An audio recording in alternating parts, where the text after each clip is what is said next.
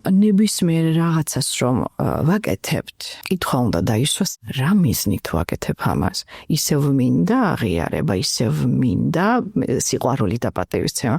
თუ იქ დატოვებული გაქვს ეგ, ჯობია რომ არ გააკეთო. ჩვენ ვიხარჯებით ჩვენი ყურადღებით ვართ გარეთ სხვასთან სხვის საქციელში. იმას სვავ ისეთ ტახტზე, საიდანაც ამას რო გააკეთებ მნიშვნელობა ექნება, იმიტომ რომ ის სიტყვის რომ ეს კარგია.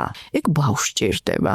შენ თუ ისევე გჭირდება, ეგ იმას ნიშნავს, რომ საკუთარი თავის პატივისცემიდან არაფრის გაკეთება არ შეგიძლია. არ უნდა გინდოდეს სულ კარგი ჩანდეს, უსაყვარელი, პოპულარი, გარეთ წაგება უნდა ისწავლო.